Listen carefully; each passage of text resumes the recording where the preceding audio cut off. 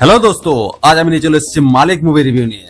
আর আমি আপনাদের বেশি সময় নষ্ট না করে মাত্র 2 মিনিটের মধ্যে বলে দেবো যে মুভিটা আপনাদের হলে দেখা উচিত নাকি বাড়িতে বসে বইয়ের রাতের এক কাপ চা খেতে খেতে সাথে দুটো বিস্কুট নিয়ে দেখা উচিত।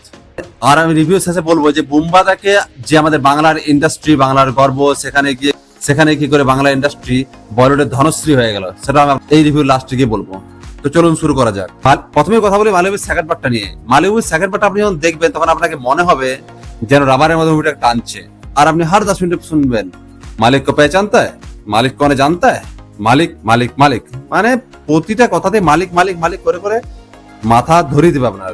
তো আমি দেখে চলে এসেছি মালিক মুভি, যে রাজকুমার রাও নতুন সিনেমা করেছে, যেটা একটা গ্যাংস্টার বেস ক্রাইম ড্রামা, আর সেটা করা হয়েছে 90-এর দশকের প্রেক্ষাপটে। এবং হ্যাঁ, এখানেও সে চেনা গল্প, একজন গরিব ছেলে যিনি সমাজের উপর উঠতে চায়, ভুল পথে হেঁটে দাদাগিরি দেখায় আর গ্যাংস্টার হয়ে যায়। বাস্তবে কেজিএফ, গ্যাংস অফ বাসেপুর, সত্য, রাইস, পুষ্পা সব ছবির একটা ফ্লেভার যেন মিশে আছে। আমরা আগে রাজকুমার রাওকে একঘেয়ে মুভি দেখতে দেখতে বোর হয়ে গেছিলাম, ভাবলাম চলো ভাই রাজকুমার রায় নতুন মুভি এসেছে দেখে আসি।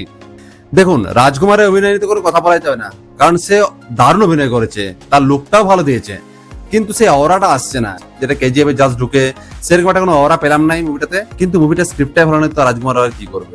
গল্পের রাইটিং এর সেই টানটা নেই, ক্লাইম্যাক্সে একটা টুইস্ট আছে, ভালো লেগেছে, কিন্তু তারপর আবার যা দেখানো হয়েছে সেটা যেন একবারে ওভার দ্য টপ, যেন কোনো টিভি সিরিয়াল চলছে।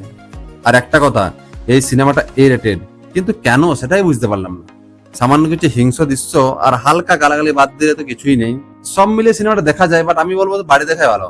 এবার আমি একটু কথা বলি বুম্বাদার ব্যাপারে। আমি বেসিক্যালি ভেবেছিলাম যে বুম্বাদা বলিউডে কাজ করছে, একটা বেশ ভালো রোল নিয়ে কাজ করবে, একটা বেশ দম থাকবে রোলটার মধ্যে, কিন্তু সেরকম কিছুই মনে হলো না।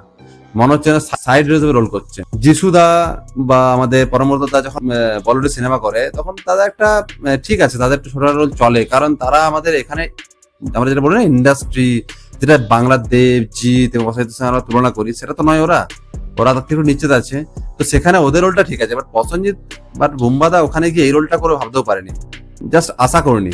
গেছিলাম বুম্বাদানের মুভিটা দেখতে, বাট মন ভরলো না। তো আপনারা মুভিটা দেখুন, দেখে বলবেন কেমন লেগেছে, কমেন্ট অবশ্যই করবেন।